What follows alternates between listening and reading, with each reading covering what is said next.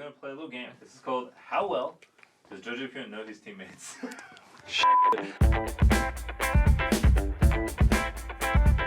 What are your teammates' first names? Alright, hold on, let me think. So Revenge is Mo, Armao is John, Unforgiven is Will, Ayla's Bill, they like rhyme so it's easy, you know, so yeah. That's easy. How old are each of your teammates? I'm just gonna guess this, I don't even know. Revenge, I would say 24, 23? 23, 23. I think Armao is 24, 25, 24? One of them. Unforgiven, I actually have no clue. I mean, Unforgiven was a rookie, right? Like in LEC just like last year, I think. So probably like 21, I would guess. And Ayla, I would guess 22. How'd I do? Pretty good. I did good? You got Revenge. Armao is 23, Unforgiven's 22, and Ayla's 23. They're actually really hilariously close in age. Yeah, they're pretty close actually. Alright, where are your teammates from? Mo, Revenge is probably from America. Armao is America. Unforgiven's somewhere in Europe. I don't know, Europe. I don't care about Europe, but it's probably like Sweden or something. And Ayla's from Australia. Is that a country? Yeah. Did I get it right or no? You did. Nice. What is Revenge's favorite game outside of League? I have no clue. All timer right now. If it's all time, I'd probably guess like COD, maybe Call of Duty. I haven't seen him play any other game, so I can't get this. This is too hard. TFT is what he said. Oh, actually, I could have guessed. That was good. What previous teams did your teammates play? Revenge played on Immortals, I think. Armao, I think it was TL. Unforgiven was Mad Lions. I remember on them, so I remember on him specifically. Well, not him specifically, but against them. Ayla, FlyQuest. I got them all right? You did. Okay. Which one of your teammates plays any instruments? I don't even know, to be honest. If I had to guess, probably Ayla or Revenge. Is it one person or? Just one, yeah. I feel like it could be Ayla. Is it Ayla? Yeah, it is Ayla. Can I get a hint? Like, can you move it or no? It's like. It's tricky to move. Piano? It's piano. Nice. Last thing, I asked your teammates what was the best thing about you. What do you think Unforgiven said? Okay, how long ago did you ask this question? Like yesterday. Oh, really? Yesterday? Yeah. Maybe funny. Yeah, is that right? Unforgiven's answer to the best thing about JoJo, he said nothing. I knew you. I should have said. Does he troll you a lot? Right, he's just. Nah, he actually hates me.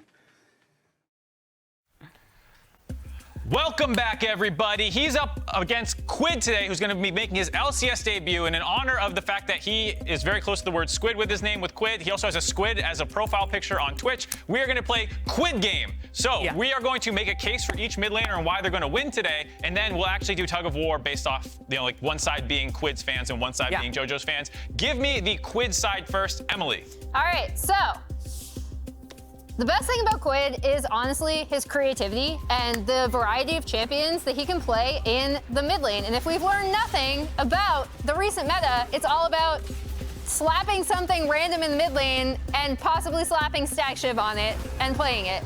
In all seriousness, though, I think this is honestly his biggest strength, is his willingness to play into different matchups, play a variety of champions. And so provided that he can get down communication with the rest of the team, which I think is going to be probably the biggest issue in coming into a new country and a new team. I think that is really where he'll shine, is being able to use his flexibility. All right, someone give me the JoJo side. Who wants to do it? I can go for it. Okay. I mean, you talked about flexibility. Is he willing to play Singed? I'm just putting that out there. He's hovering. Probably. The JoJo play. And also, let's just talk about his current split right now. Because JoJo has kind of continued the success that he had last year. Look at this Gragas play. Such a dominant player. Yes, he completely dominated Palafox in the energy matchup. He has been so far the best mid laner. And he plays to the edge. That's what I love about him. I think that's what gives him a lot of fans, is that he is willing to play as far close to the edge as possible. Sometimes it results in failures in the past. Another charm? It's perfect. I'm joining Team JoJo. Yeah! Let's go. I'm over I'm glad I sold you on that one, or just the clips. I'm gonna go Team Quid. I think Quid's actually got this one. Raz's favorite thing to do is physically attack me. I don't know why. All right, so are these the matchups? Yeah. Well, we have two. We agree. Okay. Do you want to be Anchor Maple or Story should Squad. Who's the heaviest? All right, you can be Go Anchor. first. All right, everyone pick up the rope. Get your grabs. I'll do it. This is not a very big rope. It's not. No, you guys definitely have more rope to grab as well. But Okay. All right, I'm gonna count us in. I'm gonna go 1, 2, 3, go. Okay. And then we're in there. It feels like it's already over to your And then I'm not even pulling producer, yet. tell me when someone wins. All right. 1, 2, 3, go. Oh, okay, what? Okay, count. One, two, One, two, three. No. 1, 2, 4. Wait. I'm gonna win.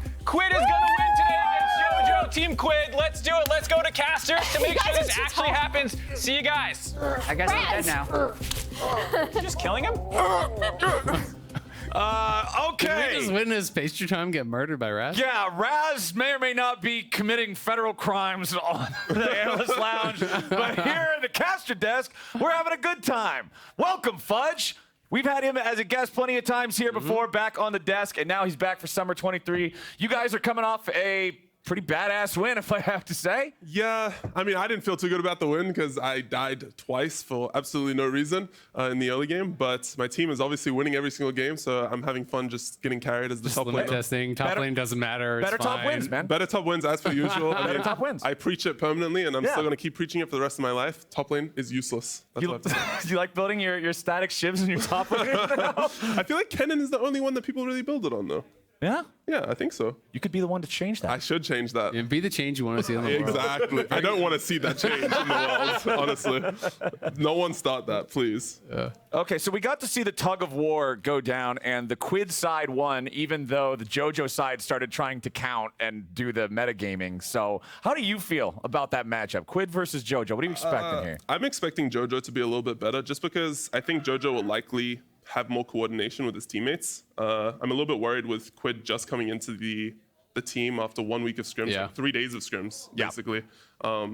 With his coordination, him being on the same page as his teammates. Obviously, I think mechanically, it's likely that they're very similar. I think JoJo is already really good mechanically, and Quid is definitely very good mechanically compared to a lot of the LCS mid laners, but I actually think JoJo might have the edge. I mean, JoJo has been playing, I feel like, really good this summer. And, you know, like, when you're talking just purely about mechanics, it's like clearly he was capable of getting high in Korean solo queue. Right. You know, he went for a couple weeks, got ranked 6 or whatever it was that he got.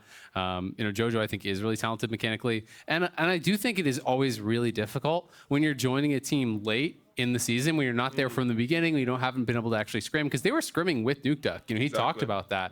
So you're having to jump in. You haven't had that time to adjust. You know, comms could be more difficult. So I think it's going to be a big challenge for him. And this is not also someone that was coming, you know, straight from LCK. He was coming from challengers as well. Yeah. So I do think it is going to be a tough first test for him because EG, I think, have been looking a lot better in general than people were expecting. I feel like after the roster blew up, everyone's like, all right, EG's going to be kind of butt. But there's a lot of people on this team that feel like they kind of want to prove everyone wrong. You know, it's like a lot of people who feel they've been overlooked. I know you in the past have been really positive on Revenge. And I feel like a lot of the top laners when you talk about them, when you talk about Revenge, are pretty positive on him. Yeah, I think Revenge is definitely like underappreciated as a player for the public. I feel like the public like just thinks he's really bad, maybe because he was on Immortals and they lost a lot of games. But I actually think individually he seems like he can like at least he can wrestle with the top of the pack. You know? He can play against like Summit and me and Impact and all these really good top laners Ssumday and actually go even and fight against them. So I think that. And I also want to talk about EG. I actually was very surprised that they've been doing well early in the split, honestly. I really didn't think they would be that good.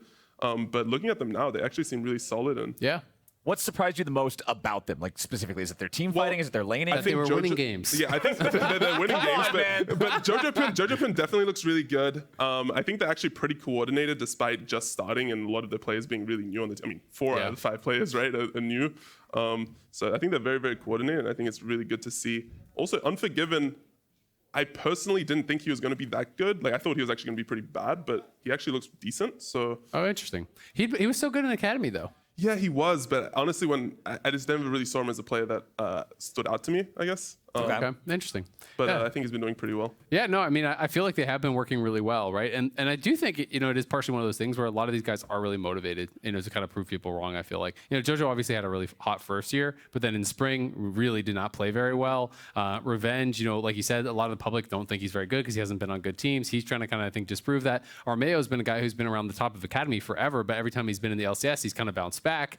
You know, a lot of these players, Eyla obviously got replaced on his team by the guy that was trash talking him all split, right? Like, there's all these players I feel like have that kind of angle of wanting to prove people wrong. Unforgiven went from LEC All Pro to, you know, to LCS Academy, and like you said, you didn't even think he would be good in LCS. So it feels like all of these players are really, really motivated, and I do think that is something that can really play a factor when everyone is really motivated, trying to disprove people, really wanting to show their best. They're going to be working hard, and they're going to be trying to find solutions to all their problems. All right, let's jump into the draft here. It's Melio banned out first. Fudge, how are you feeling playing on patch 13.12 now with things changed up a little bit? A couple of nerfs to the strong things, but still some very high presence champions. Yeah, I mean, I think that well, Nico, I think is very broken. Obviously, we played it today, and it was a very free win. I think LeBlanc with Static Shiv. I think Static Shiv in general is just a really OP item. I think a lot of the ADCs building Static Shiv right now, like Varus and Ashe, is really OP. LeBlanc obviously is really OP. Kai'Sa's pretty good. Kennen, Kai'Sa, these type of champions. Actually, in the room, I was actually waiting in the back rooms, waiting to come to cast, and Revenge came and asked me. He was like, I'm thinking about banning Renekton. Like, what do you think against 100 Thieves? And I was like, I mean, yeah, I mean, Ssumday's obviously like best champion is just Renekton. Like, I think you should probably, if I was you, I would ban Renekton. Well, they took your advice. It's Renekton. Ssumday's Renekton is by far his best champion, so I'm really glad that they banned it out. Well, he won't get to play that today. They also either have just observed League of Legends as a whole recently, or at least they watched you guys' game earlier, because the Nico is also been, well, these signs are really crazy. Hopefully we can give you a good game. I hope that's like watch the kids, not took the kids. You know, some different connotations there. I mean, he wrote took on both lines. One line is a typo, 2 lines is a plan. Melio, Sejuani, Ivern, and LeBlanc, all those other bans, and Vi is the first pick for 100 Thieves and closer. I mean, Vi has basically been permabanned in LCS. When it's up, it gets picked. It's only gotten picked a couple times so far, though, because it has been pretty much getting permabanned. But you called out the Renekton as something that you do think is worth banning, and that does mean you're going to have to leave up one of the OPs. There just seems to be so many champions that you want to ban these days on red side that there's not a lot of room for those kind of like personal flavor bans, like for target bans, which I do think is one of the advantages that blue side has right now, because it's so hard. Like Shiv LeBlanc, you can't really let through. Nico, you can't really let through. And then it's like you get +1, and there's other OPs, but there's also the personal preference. Yeah, it also feels like blue side can just ban, sort of target ban and ban for their first pick, and you still have to ban out the Vi, and you have other picks that you can pick for. Interesting that they pick Ahri so early in draft. Yeah, not expecting that. I think they want to take away Vi Ahri. I think they're just concerned about that. Yeah, I guess that makes sense. But that's one of those things where it's like, where are you on the side of this fence? Because it's the old discussion people used to have a lot with like Xayah Rakan, where someone would take Xayah and then like, well, we're going to take away Rakan, even though it's like not necessarily as good individually. Yeah, I mean, I think that with Vi, it makes sense to take away the Rakan, but now that they're picking mid lane, I guess they can't really pick AD. I guess you would want to pick like something like Aphelios Rakan, something like this. I'm also surprised they didn't pick something like, they might pick something like Ashe on ADC and just drop top lane and support. And I think that the Azir prior has been raising a lot recently, which is also why I was surprised to see Ahri, because it feels like people are pretty happy with Azir into Ahri right now. I feel like you need a ganking jungler with Ahri to actually make it work, right? Because you need to be able to threaten the Azir. If the Azir is able to sit back comfortably, he's going to outrange you, he's going to have push. You need to be threatening him on cooldown, and I think that is what they're going to be looking for here on 3. I'm just not really sure what you go for. Vi is obviously kind of the premier one. Closer is really known for like Viego and Lee Sin and whatever, but those don't really have, I think, the easiest time of making things happen around the Azir. Well, the Rakan locked in next to the Xayah here for EG, so pretty different roles drafted, because both sides obviously have the mid laner, but then it's jungle and top drafted for 100 Thieves, letting both bottom lane roles go through to the second half of the draft, while EG has picked up the Xayah Rakan combo. I mean, 100 Thieves probably just ban AD junglers, no? Right, they just ban AD junglers, or you can ban something like Jax or Poppy or whatever you think is best for top lane. You can probably just put one ban into that. Personally, I don't think you really need to ban anything for top lane right now, and just banning something like Wukong Viego, maybe, for jungle would be nice. Yeah. So that, obviously, and Nocturne, I think, is actually a really good ban. With Ahri and Rakan, it's pretty annoying to play against Nocturne. Yeah, Wukong would make a lot of sense to me. I mean, Viego just doesn't, I think, have like it doesn't have the pressure around. It doesn't have that same kill threat. Yeah, so I do like the Wukong ban a lot more. I mean, yes, he can go Lee Sin, but I think Lee Sin has his own struggles these days. All right, what's the last one going to be, EG? Do we focus more of that AD carry pool? I mean, there's only been the single AD carry ban so far here, but they do want to get rid of 2 of those hyperscalers. Jinx and Aphelios both off the table. Aphelios was the champion that you guys mentioned earlier, potentially picking. So let's see. Doublelift could just go back to Lucian, no? Like, he could go back to Lucian. Melio is out, so Lucian does lose value, and Nami is probably not so good against so much dive. Yeah. I mean, you could pick something like Varus or Ashe, but I'm not sure what support you'd pair with that. So we'll see. I'm not really sure how 100 Thieves is looking to pick here. I know there are some people doing like the kind of like AP-ish Zeri builds also. So there is some of the stuff. I feel like Doublelift's not usually the guy to like cook up the new crazy build though. We all remember Doublelift Senna when Senna. We don't got to talk about that, all right? Wait, didn't they win all the time with this Senna? I thought it was his Vladimir and stuff that wasn't good. No, it was a Senna. Oh, it's the Senna too? So he got better at the Senna. But when he started, it was Doublelift bot, and I'm not talking about the lane. he was having a rough time. Maybe I'm thinking about like the Sona TK, because there was one of those comps that they were running. He was good at Sona TK. Yeah, I guess it was Sona TK that I was thinking about, not the Sona TK. They picked Ashe Braum. I guess it makes sense to protect from a lot of the dive. Now this seems like a Doublelift champ. I mean, I feel like Doublelift is a lot of their team's strength, but maybe with Quid now as a new player on their team, he can actually play to carry. I just don't feel like. Yeah, I just feel like Doublelift's usually the carry on That's what I was going to say, is that Ashe is more the supportive role, right? Like, you're not the main character usually when you are playing Ashe. Trinity. Well, I mean, the problem is you don't have mobility, right? So it's very difficult to actually make those aggressive plays, I think. When you're looking over and you see Rakan, you see Ahri, you see Viego, all these champions, it's like, when you step forward, you can just expose yourself in a way that gets really, really difficult. So generally, like, when I see Ashe, it's more about poking and prodding with a volley. It's about hitting what comes into your range. You can't really take over in that same way that we're used to seeing. So I do think there's a lot of pressure on Quid to make things happen in this game. Yeah, I'm also not really a big fan of Armao picking Viego over Wukong here. I think Viego just doesn't have the same amount of engage that you need to kill the Azir in this game, so... And that goes back to what you guys were talking about, wanting to see a ganking jungler. Unfortunately, Spectral Maw, and just Spectral Maw, is not an incredibly threatening gank. We do have the Sion drafted for EG there for that main frontline, main meatball there for Revenge in the top lane.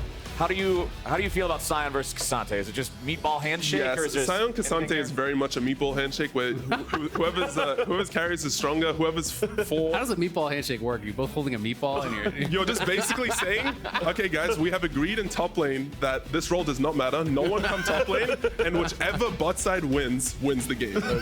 That's what they decided in top lane right now. All right, well, we got the meatball handshake top side. We got Doublelift on the Ashe. We got Quid making his debut game with 100 Thieves on the Azir, one of those traditional hard carries, hyperscalers in the mid lane up against the Ahri of JoJo. The desk was talking about how JoJo's feeling like he did last year. His play is looking a lot better. Spring, I don't know about how you felt playing against him, Fudge, but spectating from a casting point of view, Spring this year felt really rough from JoJo compared to his performances last year, so I'm glad to see him like back in form. Yeah, I definitely feel like he was playing quite poorly in Spring, and he was getting caught out by a lot of random stuff. He wasn't really playing very well mechanically, wasn't playing well in lane, which is what he was used to. Like I see, he was used to lane dominance. Yeah, being known for. And I think now he's definitely looking a lot better. I think he's also seeming to play a lot better in like team fights than he was previously. So definitely improved. Yeah, it'll be interesting. I mean, 100 Thieves obviously putting, I think, a lot of faith in Quid. And it's going to be exciting to see if he can show up, because I think 100 Thieves, obviously, 1 and 2 last week, but it's kind of hard to judge when you have a sub and it's your coach 1 year removed from playing. So, this week is going to be really, really important from them when they're already kind of starting down a couple games for Quid to be good out the gate. Exactly. Yeah. Do you think we're going to see the like Triforce Shiv style Ashe build? Yeah. Yeah, for sure. I'm pretty certain he's going to go Shiv and Triforce, just because. I mean, Shiv also, it loses a little bit of value when you have less AD on your team. You don't want to build Shiv usually when you have a lot of AP, because obviously it does magic with the active. But this game they have only 1 AP champion, so I think he'll definitely go for it. And I definitely think the item's broken, so please go Shiv.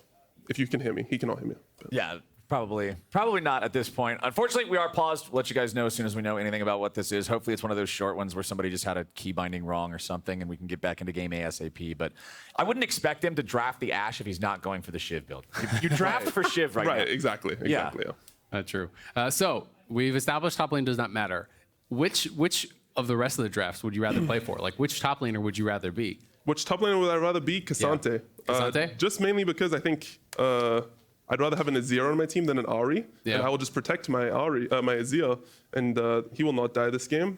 Ashe will be very annoying with W and ulti this game. They don't have enough engage to actually kill the Azir, in my opinion, and you also have Vi on your team, which is a broken champion, so I will definitely take blue side every day of the week. So is that your role then, you think, mostly in a fight like this, is to just more be peeling for the Azir rather than actually looking to try to like pull someone in, or separate someone else for a 1v1? As the Ssumday, you're playing to just W the Rakan, W the Viego, W the Ahri, get in front of the Sion ulti, block the Sion ulti, and just disrupt their backline, or just stop their front line from engaging on your team. Just because you outrange with Azir, that's basically the entire game is based around Quid right now, and he has to perform, and I think he probably will perform pretty well in Azir this game, and it's going to be interesting to see how EG can find ways to dive onto 100 Thieves and look for picks. Is that the sort of the win condition you think for Evil Genius? If they win, it has to just be killing Quid over and over and over again? I mean, I think it has to be like finding these random picks, whether it's like getting random flanks with Ahri or finding a random Rakan engage with in a jungle. Yeah. I just think it's really difficult with Ashe hookshot as well. Finding flanks is way harder against Ashe. Vi has a lot of engage, so if you try to find flanks, you can engage on one other side. Yeah, it is way harder to play the flanker when you can just get turned on by a Vial. Exactly. Yeah. The follow-up's really easy for that. So we did have a little bit of an update, some audio issues for EG. Hopefully that will get sorted out here pretty quickly and we can continue on into the game. But yeah, I mean, of course, EG's composition can win, but it is, I think, way more execution-based. It's one of these comps where you have to have those perfect engages. You can't play front to back with something like an Ahri. You need to be able to get into the back line, find a charm on a key target, and really be pressuring that back line. Whereas 100 Thieves don't have to do that. Like, there are opportunities where they can look for dives. You can go for an Azir sec, but you don't have to, right? You can play it slow. And I think that's always one of the things that I appreciate about drafts like this, is where there's more than one way to play out the game. Exactly. Right? When there's only one way to play out the game, it's so much pressure on execution. Of course, it can work if you play it perfectly, and sometimes those comps are the best if played perfectly. Yeah, definitely. But one thing goes wrong sometimes early, and you're just like, well, I will say that I think Jojopyun is a player that is probably the player I trust most to look for these engages. I think he's the most aggressive mid laner, so, or maybe you can argue Eminence actually, but Jojopyun definitely will find the angle, so I actually have a lot of trust in him to be useful this game as Ahri. Well, we're back into the game. Let's see where it goes. Vi and Viego are two junglers this game. Vi, much more adept at those early ganks than you would generally expect the Viego to be. I thought you were going to just go, Vi and Viego are two junglers this game. Full stop. No, dude, I'm not just going to... I thought you were just about to full We've also got troll, Xayah and Ashe here in the bottom lane. And of course, who can forget, Braum and Rakan are also present on Summoner's Rift. I'm glad the observers are not looking at top lane right now. They're taking my advice. Right, we're going to go with the no looking at top We've looked at lane mid and bot so far, so I'm enjoying You it. want to talk about the sick intricacies of the grasp trades? Ssumday cues the wave, pushes, nothing happens. All right, well, we'll see where Armao is going to go. This looks like clearing top to bot. He's trying to invade Raptors here with mid push. Ball lane push is about even, but I think Ashe and Braum are actually pushing this in. He's going to look to try to steal it, but neither of them actually have smite, so they're actually just going to fight to the death. Yes, let's go. Chicken battle. Quid is stuck underneath the turret. Armao, the big chicken resets. He goes back in. And that's chicken victory for Armao. Oh, but if Quid comes now, he's going to start losing minions. Exactly. He actually can't come. This is really awkward. JoJo's winning a lot of trades right now, which is really hard. JoJo's going to be able to push this wave out. Quid's going to be... Braum's coming now, though, so... Yeah, but they're also going to be able to... If he just waits right now and he just coin flips the red buff, I think it's not bad. With Ahri pushing, he can dive mid. Oh, yeah. He's ready. Spectral Maul's going to go in here. Finds the stun.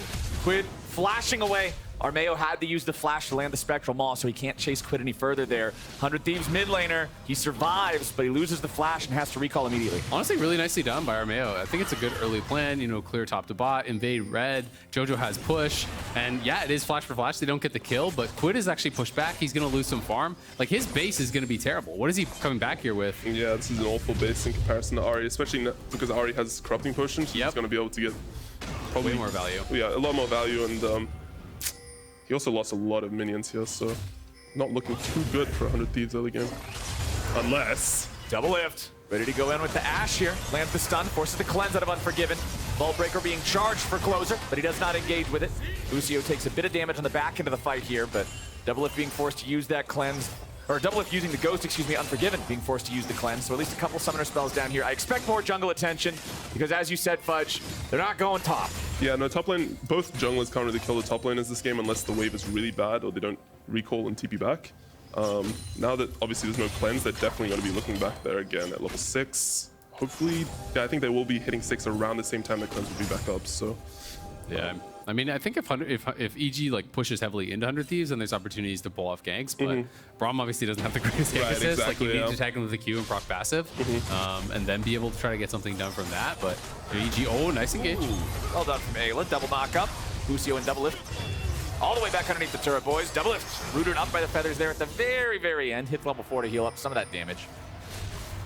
Armao's only top side to clear the Krugs. No interest in anything else that might be going on up here as Ssumday gets that wave crashing into the turret. Ssumday does have a nice little bit of a CS lead for now over Revenge, but I'm assuming there's plenty of minions there for Revenge to make up that gap with as they crash in.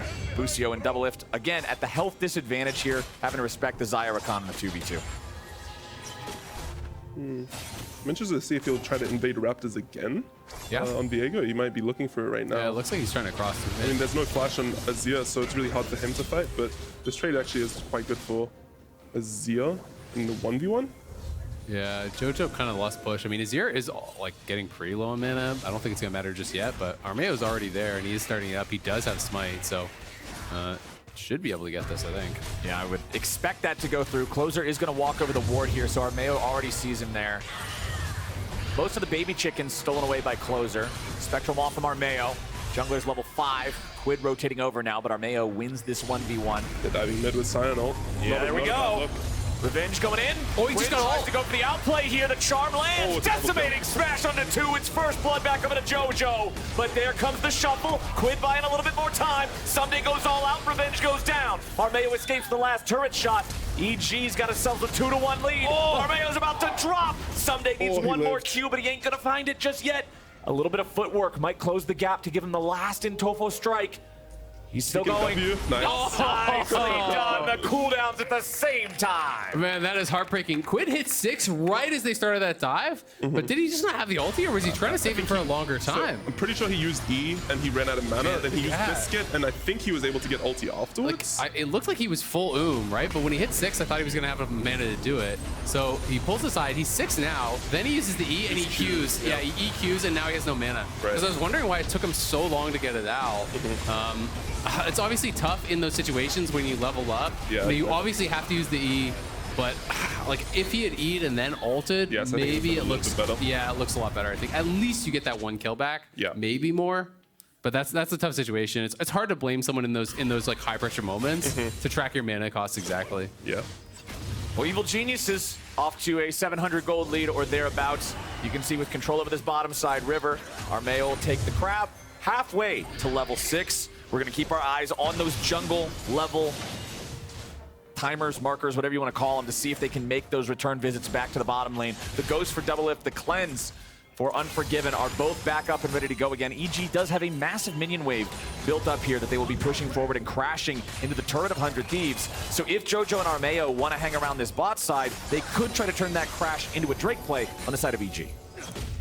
Yeah, absolutely. We'll see if they're going to be going up towards doing it. It doesn't seem like there's been much of any prio really on the Dragons this game. Why do you think that is?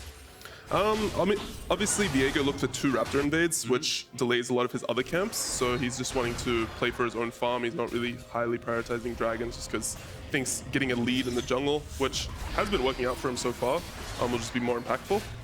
Do you think it's important, you know, when we're talking about like the difficulty in execution for a team like EG, right? So, you know, one of the easier places to find those flanks sometimes is around, you know, dragon fights and whatnot. Right. So do you think that should raise the importance of trying to stack and have this objective where you can maybe pull them to you? Yeah, I think that definitely does. Armao nicely done there, using the Heartbreaker to get back away, and now Quid is under pressure. They need a little bit more damage to finish him, and Armao's got it. Now he can reset, and Closer's gonna die too. Over the wall goes Armao, but Ayla's Ignite already has the kill. 2-0 EG in the scrap. And I think 100 Thieves going for that fight, like trying to engage in there when you know that Xayah Rakan is before your Ashe and Braum doesn't really make any sense. I think even 2v2 it would have been bad regardless, but just the thought process behind that was not very good, I think. And now the game's just going to be really blown wide open, and I'm not sure if they can actually recover with Azir being so far behind. Yeah, it gets really difficult. Honestly, great buffer from Armao. You know, Quid looks for the pick here, nicely timed on the R, has the buffer out, and then Quid has to flash and retreat. JoJo shows up, flash charm, beautifully done. And even though the Vi has arrived, Ayla is here as well. Armao flashes in, gets the reset, and you know the fight is absolutely doomed as soon as Viego gets 1 soul. Yeah, exactly. Not too sure if Quid can recover from this game state. He's really far behind. He has no farm either. Yep. And you guys were talking about in the draft, hey, it's all about Azir, it's all about Quid. This is what the draft functions with. So if he's set behind, all of 100 Thieves is going to struggle to execute on the win condition here. They are going after the first Drake, Mountain Drake, so it takes a little while longer than some of the others to beat down, but nobody from EG's around. So I guess if you're looking for something for the side 100 Thieves to find in the first 10 minutes of this game, that first Drake is about all they got. Yeah, they get the dragon. You know, bot lane obviously is farming well. They have a CS advantage on top side too. So there are some things, but mid jungle, you know, very far behind.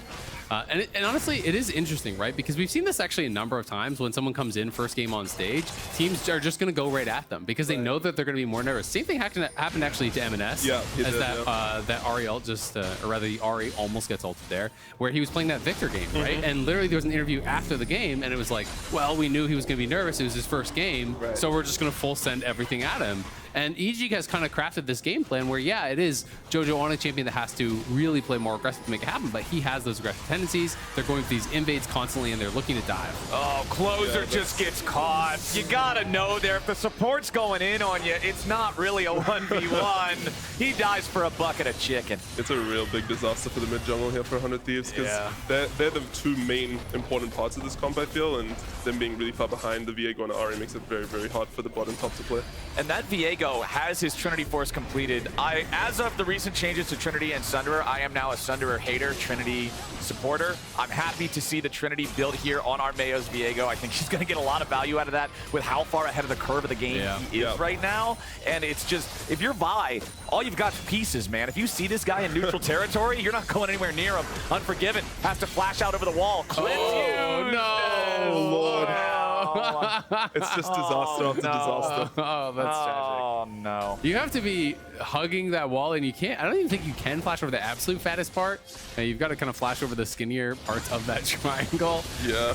JoJo getting ulted back into Closer. 100 Thieves want to make the play, but EG's got more men there, and they got him there sooner. Closer's the target now as JoJo dashes back away. Armao with a stab in the back takes down Closer. This game is doomed. It's another 2-0, boys. It's 4,000 gold ahead. I feel like everyone has played one of these Vi games where your early game goes bad, and then there's just like, you just know you're going to have 10 deaths, right? Like, there's nothing for the champion to do except go in, and when you're going in from behind, you're just a free kill. It's a gold delivery system. I feel like if Vi starts 0-2 and 0, she just becomes Meals on Wheels. Yeah. Like, it's just, you're getting food no matter what. I mean, your only option is to go in, so... Yeah, what are you going to do? Nothing else to do. I don't know.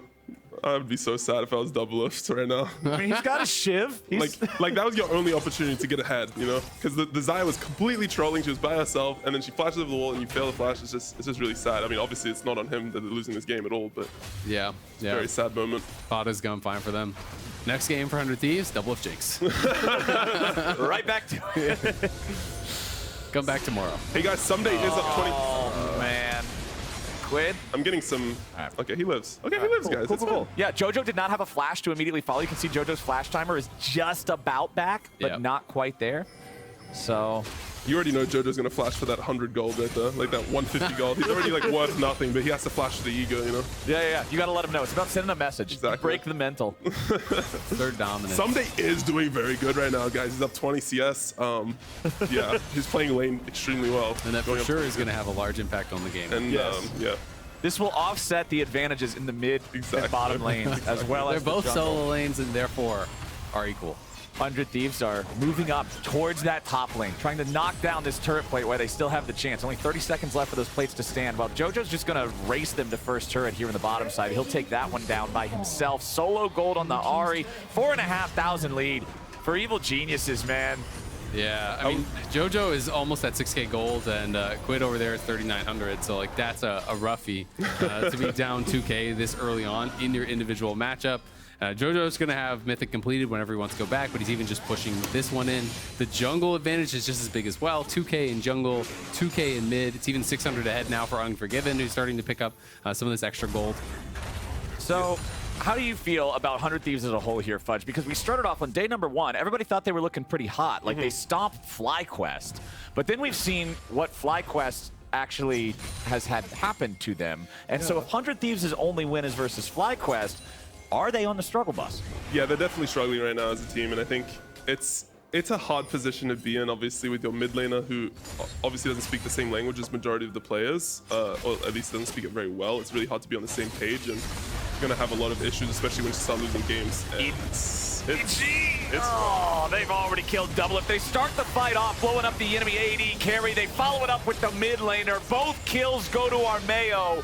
The Viego, 6-0-3, 100% kill participation. Absolutely running the rift against 100 Thieves. Yeah, Armao and JoJo are having a hell of a game here. It has been all about mid jungle. You said 100% KP for Armao has been really putting a lot of pressure on, and EG are running away with this one really fast. But back to your point, Fudge, like you're saying, it is difficult when you are missing your mid laner at the start of the year. It's hard to really have like a fair judgment of the strength of the team, but clearly they are struggling. I also was thinking about, like, from Revenge's perspective, he's like been on Immortals his whole life, and now he finally gets to play Sion and get carried. How nice must that be? Like, I have that feeling all the time. Upgrades. Oh boy. Well, EG's going in again, and 100 Thieves are trying to get the hell out of town. Busio lives. Ssumday's trying to stand and fight. How long is he going to stay here? Goes all out, brings Revenge over the wall with him. Decimating Smash isn't going to find anything, but the rest of 100 Thieves now has to be careful. Armao is godlike, and Doublelift's dead again. EG, pick up another one. They're forcing everybody else away. Unforgiven gets a second back onto Quid. Over and over again, EG's not just finding the fights, they're finding the enemy carries. You like want to say, oh, they should do Baron, and then you realize it's 15 minutes in, they haven't even killed the tier 1. They're diving the tier 2. It's like, what are you doing to them? The tier 2, they're diving the base. Closer's low, man. JoJo's going to assassinate him. He flashes back over the wall. What is this What is happening? League of Legends. That's a little bit of flexing for JoJo for sure. He's having some fun. Yeah, he's definitely having a lot of fun. This feels like one of those scrim games where, like, you're in game 5, your last day of the game, like game of the day, sorry, and you already FF too many times in scrim, so like you got to keep playing, but you don't really want to play, so you just keep inting and keep dying, so the game can go as fast as possible. This is what it feels like right now. JoJo having some fun, trying to dive the inhibitor tower there. Almost makes it work with the tier 1 still up. Doesn't quite get the kill, does spend the flash, but Armao now on 2 items. He is so insanely strong. And anytime Viego is playing from ahead, this champion is so miserable to fight against, because you just know he's strong enough to get the 1 kill, and if he gets 1 kill, you're not really going to be able to deal with him.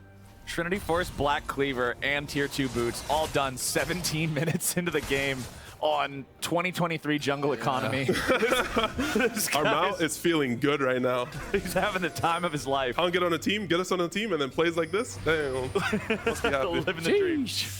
Well, the next Dragon's alive, but nobody really cares. I mean, honestly, if you're EG, that's small potatoes. You can just kind of walk wherever you want, take whatever objective you care about. Ssumday's getting the red, so... I mean, I think they're going to take the dragon just because it's free, right? But it's like, this is clearly not a soul game. I mean, he got the red buff. I mean, Ssumday did get the red buff. Dude, that's about the deepest analysis I have. Look, man, it's something, okay? He got the red. I mean, I assume that EG is just going to look to play mid-bot side right now. Yep. They do have the Herald. They're probably going to end up using it on bot tier 2 just to break it. And then Baron. Once Baron's up, they're just going to take full topside vision and just stop Baron turn. It's going to be really hard for 100 Thieves to play from this point. Yeah, I mean, when you get this far behind, enemy team starts firing 3 quadrants of jungle, right? And you just fall further and further behind. They can invade so easily.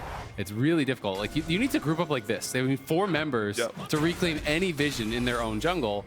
But all the camps have already been taken. They're already cross-mapping, setting up vision on top side, and pushing out that. So you have to spend all this time just to really get very little done. And it looks like they're actually planning on heralding top tier 2 and taking a lot of topside vision, which I guess makes sense considering they want to get a lot. Oh no, actually Xayah's looking at base and Sion's going back bot, so they're just not going to use the herald for now, I guess. Yeah, I guess not. I mean, they're up 8,000 gold, almost 19 minutes in. Maybe I can't tell what the timer is there. Neither can I. It looks like it's kind of double overlapped. Is that just me? Yeah, it does look kind of double overlap, so I can't tell how much time is left on it. But what if they go for the chat play of time it with Baron, use it as a distraction, and just rush Baron? I was thinking about that, yeah. You have Viego and Xayah both with 2 fully completed items, so just burn it down. Exactly. What are they going to do, fight you? Yeah, as long as you have the Herald by like 1940 or something Yeah. like that, you can actually just take full topside vision using the Herald pressure, and then they can't really walk into I mean, the jungle. Sion tanks Baron, Viego and Xayah hit it, and you have Ahri and Rakan flanking. So Exactly. it's like, how do you ever walk into that? Exactly. But at the same time, if you give up Baron while you're already this far down, I mean, is that the fight that you're willing to flip it at? Because at a certain point, like in a game like this, you know you're getting pounded, right? When you're playing, you don't know the exact goal deficits, but you look at the item completions and you know you're getting blasted. You have to pick a moment to like go for it and just pray. Yeah. So like, what is your moment? Is Baron the bridge too far, or is it like just turtle in the base and wait for something more than that? Because we're not going to get to Soul or Elder. It's such a hard decision. Looking at the items, I mean, I feel like they might just be able to dive you with Baron, so you might just have to fight Baron, but if you fight Baron, you all die. So you have Shiv on Ashe, you know, you have Azir wave clear, maybe you just play to give the Baron and just wave clear. Or scaling. I very much doubt they will do that. I wouldn't be surprised if they just walk in and try to like steal with the Vi or something like this. It is so tough though, right? Because you're in this situation where it's like you're talking about what is the best chance to win, but it's like maybe a 2% chance versus a 1% chance, Exactly, or a 4% chance is like a really good play at this point. That's you know? a little generous. Let's go ahead and pull back there a little bit. Well, you know, I'm just saying, you know, you get a banger opportunity, you might have a 4% chance to win this game. Well, that's what, 1 out of 25 times from this game state. I'm not taking the bet. Well, let's see. They're gonna try. Evil Geniuses, they're going for the Baron. They already got it down below 5K. And just as you guys said, it's Eyla and JoJo on the flank, ready to go in. Eyla with a flash engage. Busio's the target. He's already down, and Armao's legendary. Revenge leads the way towards the enemy carry. Goodbye, Doublelift, the heartbreaker, the playmaker. And JoJo's the one taking the kill credit as Closer and Ssumday head to the hills. Oh, man, it's just EG all day in Game 5. They decided to do both. Yeah. You give the Baron and you fight them at the same time. Not too sure if that was the best decision from 100 Thieves, but I guess they feel very desperate, understandably. Yeah, I mean, it's so hard, right? Like, you know they're going to do Baron, but it's so hard to walk in there. You don't want to just completely blind face check it, but then if you go too slow, the Baron's already dead by the time you get there. It's like, from this spot, every decision looks bad. Every decision is terrible, Yeah, guys. every decision looks terrible. And let's be honest, I mean, the game was really won through mid and jungle, and I think that is where, you know, EG are deserving of a lot of credit. You know, the early game plan, I think, right from the word go, was very, very good from Armao and JoJo.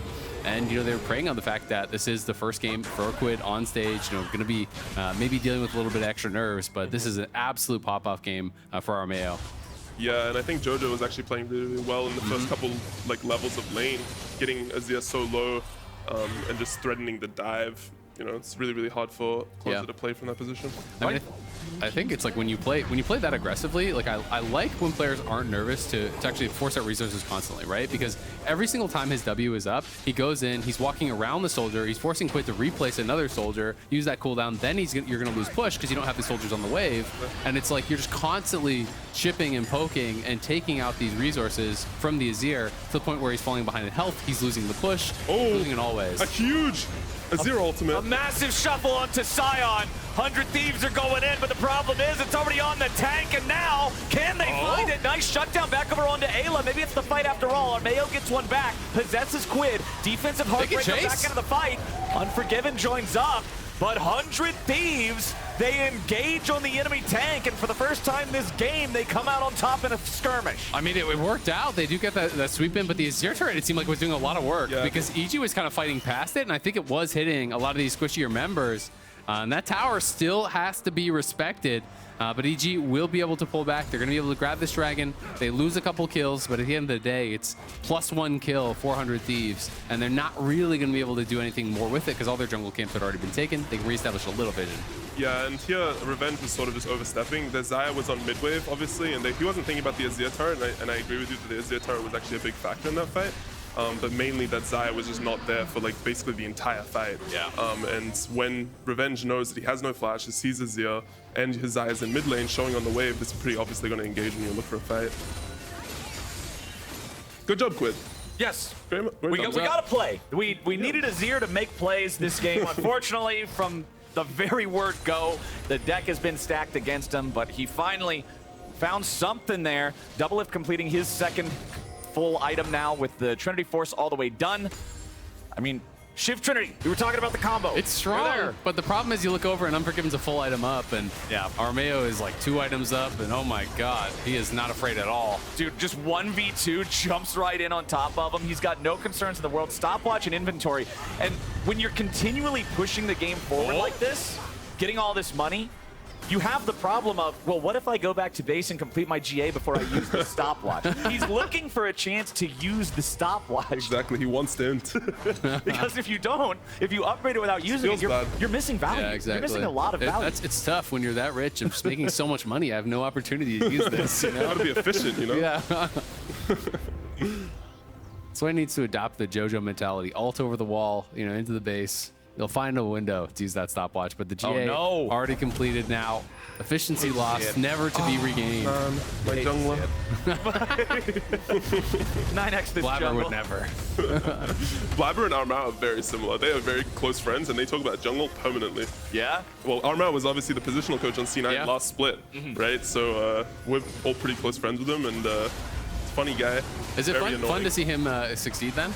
Is it more of a you want your friend to succeed against everyone except yourself? Yeah, except us. Like, there's no way we can lose against you have to huge blast your ego battle. friends. Yeah, absolutely. Blabber's going to be very nervous playing against EG. That's for sure. Yeah. You can't get clapped by your own coach. Exactly. Yeah. That would be bad news. Because then that calls into question, wait, why was he the coach the whole time? Yeah. Because he's smarter and better. The pressure mounts. Well, the pressure is on right now for 100 Thieves, man. 13,000 gold down. Next Baron spawning in a little bit over a minute. You can see the pings right now on the enemy jungle, as well as the Baron coming out from EG. So they're seeing this as just like the final nail to put in the coffin. Everybody go home, get ready, buy your wards, take over the jungle, force the Baron, win the game from there. Honestly, sounds like a plan to me. I don't expect this game to hit 30 minutes on the clock. Yeah, I don't think so either. It's very likely it's just going to end within on next Baron, really. One difference with Armao and Blabber is actually that Blabber would 100% dive them with Baron, as 5 just go down one lane and dive them. Armao is very like slow, and he's like, you don't need to take risks, you know? I always remember the arguments of like, you don't need to go for this, you can just play slow. So I like that type of playstyle, honestly. Armao is better than Blabber in that case, in my own head. But, you know, he doesn't end the game in 25 minutes like Blabber makes us do, I guess. I feel like in a game like this, you can take it slow because there's not really any risk besides like a turbo int, right? But I will say that it can be, there is a fair argument to go to the other side, because in a close game, sometimes if you wait too long and you're too cautious, you give your opponents too many opportunities, right, to make plays and to find their own windows. Well, here we go. They don't want to give him no opportunities now. JoJo leads the engage, and Quid is already in the dirt. Doublelift might have Trinity and Shiv, but they'll bury him next to his mid laner. Double kill to Jojopyun, make it a triple. Armao going legendary on that one as Evil Geniuses continues the charge. It's the Blabber strategy. Just throw 5 dudes at him and send it down mid. Ssumday's all out, but Unforgiven puts him down too. Closer's trying to deal with anything at all, maybe cut the wave, but instead it's Eyla and Revenge ready to cut that health bar down to nothing. 100 Thieves are aced for free. It's EG in the base, 27 minutes in, 19-3. They'll make sure Quid's introduction to LCS is not a pleasant one, and they'll find themselves their 3rd win of summer 2023. Right when I was going to end the call, they decide to pad their stats instead, and Quid shuffles 4 of them back in the fountain. Now the game's done. Amazing. For a second there, you just like see, wait, do they all die to the fountain? You know, it's one of those moments, but at the end of the day, EG able to close this one out. 27 minutes on the clock. Incredible stuff, I think, from Armao, from JoJo. They should be really happy about how that early game went, the pressure they were able to put onto Closer and turn that into the mid lane dive, turn that into repeat ganks and repeat pressure onto Quid. Just put mid jungle so far behind, and when they fall that far down, like, you lose full control of the map. Yeah, mid jungle is broken. That's all I have to say. And hey, it popped up a couple times during Champ Select of the broadcast. It's Revenge's birthday, and that's a hell of a birthday present right there, so... A free Sion win for your birthday. His coaches must not like him very much. Sion on your birthday, that's kind of messed up, no? No, free Sion, like Fudge is saying. Sometimes kick back, hop in the backpack. You don't get to play It's your Fiora or birthday, something just for your relax. birthday, you Yeah, know? that's true. They should have let him play Riven or something. Yeah. Come on, man. Hey, either way, a dub is a dub. EG sitting at 3-1 now. Honestly, having an awesome time here, kicking off summer 2023. Looking, again, a lot better than I think a lot of people were expecting them to look. And I'm excited to see more of the gameplay. JoJo is back. Armao's popping off. They look solid. Honestly, you know, even in their one loss, it was like really good early game, and then they kind of flopped in the late stages. But it's like they have looked very, very competitive. To me, the big three right now have felt like C9, TL, and EG. You know, those are the teams that do seem to be the most competitive, and it's, I think, surprising for a lot of people because, you know, when you look at EG, they completely revamped their roster. 4 out of 5 members changed. When you look at TL, they finished 8th in spring. Exactly. So these are not the teams that people really thought were going to be at the top of the table with you. Yeah, I think it definitely felt like everyone thought it was going to be, you know, C9, FlyQuest, 100 Thieves. With Quid, everyone obviously thought 100 Thieves. It's hard to judge of one game. I think this game was very unfortunate, to be fair. But it does look like EG is actually looking extremely good, especially in mid jungle. I think are looking really good. Yeah.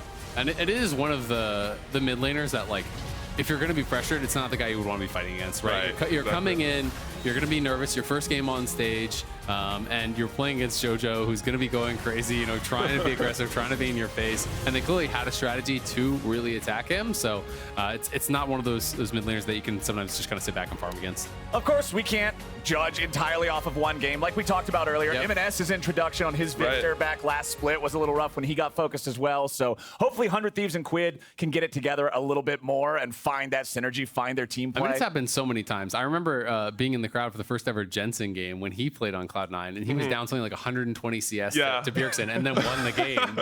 But it's like the first game is bad for a lot of people who have had great careers in it. Yeah, I think my first ever series as a mid laner last year in spring was against Jojopyun, and then I was like 100 CS down. I could not focus. I think he's just the king of just like egoing on these new mid laners, you know? Well, when he's playing like this, him and his jungler have some room for ego if they want it. And now we're going to join Jatt, Revenge, and Armao for the Verizon post-game interview. Thank you very much, Captainflowers. And I do have to double check how close you are as a team. Armao, did you know it was Revenge's birthday today? Yeah, I just knew instinctively. I didn't even have to check Twitter to see that it was his birthday. Yeah, how did it feel to get it on your birthday? It's pretty cool. I never have played an LCS game or even an official match on my birthday. So I don't know, I didn't really think about it, but I was like, yeah, it would suck to lose today. Armao, this is also the first time anyone in the LCS has played against Quid on stage. There's definitely been a few like welcome to NA moments for even M&S's first game against Golden Guardians. He did very poorly. Did that change the way you approach this game at all, or how did you feel playing against him for the first time? I mean, I have nameplates off, so I didn't think about it at all. I mean, we have JoJo, so it doesn't really matter who the enemy mid is. Ooh, that's pretty true. I didn't even notice. He just said level 1, he's gapping him already, so so I was like, okay, that's cool. I also have to ask you, because you were coaching for C9 last split, so you weren't even playing competitively for upwards of 6 months. How did you stay ready to play on the LCS stage? Because you've had a very good start to Summer Split. I played a good amount of solo queue when I was coaching. I would just play as much as I can while still doing my job. Sometimes maybe Mithy was upset with me, but you know, I was just keeping the practice. I don't think I was fully ready. I did not expect to play LCS in this split. I probably would have bootcamped in Korea for like a month if I had known. But I still played NA solo queue and just tried to keep my form. And obviously I was watching scrims and yeah. Yeah, and Revenge, tomorrow you guys play FlyQuest, a team that is 0-4, but it's also Ayla's first game back against his former team. Knowing that, does it give that match any added importance? I mean, we always meme like every time, like even today we were memeing like, you know, it's Unforgiven's old team. We have to like try harder, but I mean, it is kind of funny to us that FlyQuest is 0-4 because we thought that they would be one of the top teams. So I don't know, we just want to make them go 0-6 because that would just be really funny. All right, well, happy birthday once again. Congrats on the win. Let's send it back to the LCS Lounge. Woo! Happy birthday, Revenge. And congrats to EG, who... Man, we won the Quid game, but then Quid lost the game. Yeah, it was rough. It was rigged. Let's take a look at today's player of the games. Ooh. Poggers. Not too much of a surprise. The list, if you watch these games, the Graves mid-game makes sense. Jan popping off on Shmira. Triple mids. One thing, yeah, I was gonna say, one thing I think is interesting is there's a lot of mids. Because previously, whenever we would pull these up, we'd be like, oh, it's a bunch of AD carries again. Mids can build an AD carry item now, so they're winning player of the games. True. Jan had an incredible Samira game, and also he's just been performing really well. TL as a whole, it's actually insane if you think about it. Spring Split, Team Liquid as a whole getting blasted, and was essentially community-wise a comedy stock. Going to this split, oh yeah, they're the second best team, we're top 2. It's like, could be number 1. Yep. Yeah. Well, and then we have EG, and I did want to call out Armao because I feel like maybe Viego, or like maybe not Viego specifically, but some of us were a little concerned as to like, okay, is he going to be able to play like meta carry champs as opposed to Sejuani? I'm surprised we haven't seen Volibear coming out of him because we've seen that coming back in like LCK and stuff like that. I know he's a Volibear enjoyer. So congrats to him on absolutely popping off on Viego. Yeah, Trundle, Maokai, Sejuani, that's like what I expect him to play, and it was cool to see him grab the Viego and actually like pressure aggressively, make dives happen. You heard it when he said it was JoJo saying we're winning level 1, and so he can go and make those plays, but it was a nice adaptation to see him actually pull off those plays. That's true. We've seen him play it on Team Liquid Academy, but that was a while back. And even when we were talking to him after his first game on stage, I felt like he was like, yeah, you know, it's been a while. It's been a minute. But yeah, it's great to see him smurf on stage. That team as a whole, a lot of people, everyone, I feel like, myself included, really downplayed how they would come in right from the get-go. I thought at least it would take time. You just, like the Dragon Balls, they've scattered. You bring them from different situations, and what are you doing? I mean, it's a great comparison. No, I like the Dragon Ball comparison if they were together at first and then they scattered and came back. But no, they were scattered and you got to bring them together. I guess. I mean, Armao and Eyla played together technically, so maybe, it kind of works. There we go. There we have it. All right, production is telling us to move on by popping up tomorrow's schedule. NRG versus TSM, Golden Guardians versus Immortals Progressive, 100 Thieves versus Cloud9, Dignitas versus Team Liquid Honda, and Evil Geniuses versus FlyQuest. Banger alert! Which is actually, the last game is the one that I'm the most curious about for obvious reasons, just because I am really sad about FlyQuest, but with the talent they have on that team, obviously we know that they can do a lot better than they've been performing. And then NRG versus TSM, looking like a TSM favored win. Expectations versus reality. We expected NRG to do really well and TSM to actually falter a little bit coming into the season. TSM is the one that's been smurfing with insanity, and NRG is just, they could be 1-4 after that, which I would never have expected, especially since they were having the constant growth with the same team for a long while, and then they make changes, FBI and Ignar, that you were like, oh, this should improve them. What is the improvement? Justice for Luger and Poom. There it is. There you go. Yeah, there you go. Current standings, to remind people what we have coming up next. C9 and TL now the only undefeated teams left. EG, then Golden Guardians, Immortals, and TSM. 100 Thieves and Dignitas, and NRG, and then finally FlyQuest. Way too far forward. Look ahead. Next week is when Cloud9 and Team Liquid play. I'm hoping they're basically undefeated by then. Yeah. That'd be very nice. I don't remember if it's on the Thursday or Friday of next week, but they look like the best two teams right now. They don't collide until basically the end of the first round robin. I'm hoping we get to see them basically undefeated then. Yeah, I remember we asked Fudge on that one during the pick ban of the IMT TSM game, and yeah, you instantly said Team Liquid. I mean, during the interview that you guys were doing with him and Sven, I was heckling right before the interview, being like, Team Liquid's better, trying to get under their skin. Nice. All right, over under on how many static shivs are we gonna see tomorrow? Oh my God. How many static shivs were built today, Raz? I don't know, man. I'm going 20. No, 30. What? 30. What? I'll say 30. What? Dude, what? I don't know. I'm throwing a number. There's 5 games played. Yeah. If one team each builds one, that's only 10. Yeah, but we're seeing 2 from each side. That's 4. But there was the 0 one from the TSM game. They didn't build any. I think it's 12. 12? Yeah, I was going to go 15. I feel like we're going to see. Jatt will let us know tomorrow morning. Just throwing numbers out there, guys. Maybe 50? I don't know, Jatt. Jatt is yelling some stuff at us, but that's all for us. We will be back tomorrow at 5 p.m. Eastern, 2 p.m. Pacific. Thanks for joining us today, and we will see you then. What are you saying? Raz probably thinks milk costs $45. He's got the CEO brain. It's a Crystal Arrow along with the Maokai ultimate, many a stuns, but the Kindred ultimate as a result keeps River in it.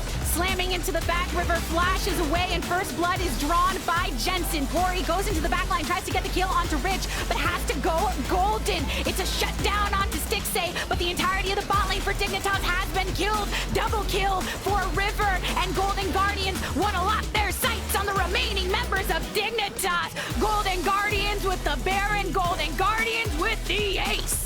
Magnet Storm and the slicing maelstrom follow from Summit means there's no more Conjure, no more Summit either. FBI right there in the crosshairs of Sion, who wants to make him a pawn in his own game. The damage is good from FBI from the backline. Sion falling on into it, but FBI and Ignar now have been sandwiched between multiple members of Team Liquid. They reverse the damage. They pull another kill. Drops the fear tethers, Venom Berserker engaging from below, and there comes the Pop Blossom.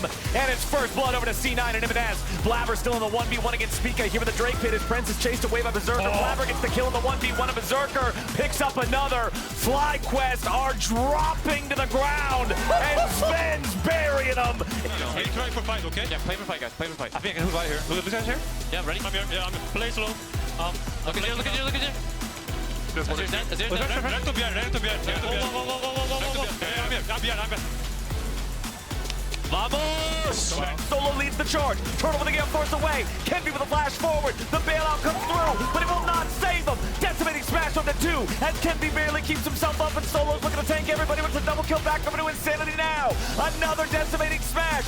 Solo is out of mana. Kenby's still looking to take the blue buff. He runs back into a face full of buckshot. Immortals just got cleaned up. Jinx starts that fight excited. Boogie goes in. He goes for the twisted advance, and Tactical's already down. Solo's tanking rockets with no follow-up from the rest of his team. Balulu is low and Insanity's assassinated him. Kenby wants to get away, and there's just no hope. Treats dies next, a double kill back over the Turtle. TSM crushed the fight. TSM's bringing Hawkser back into the top lane, and TSM are ready to finish this game. Revenge going in. Oh, he just tries to go for the outplay here. The charm lands. Decimating smash on the 2. It's first blood back over to JoJo. But there comes the shuffle. Quid buying a little bit more time. Ssumday goes all out. Revenge goes down. They don't want to give him no opportunities now. JoJo leads the engage, and Quid is already in the dirt. Doublelift might have Trinity and Shiv, but they'll bury him next to his mid laner. Double kill to Jojopyun. Make it a triple. Armao going legendary on that one as Evil Geniuses continues the charge. It's the Blabber strategy. Just throw 5 dudes at him and send it down mid. Okay. Did we just witness Pastry Time get murdered by Raz? Yeah, Raz may or may not be committing federal crimes on the Analyst Lounge, but here in the Capture Desk, we're having a good time.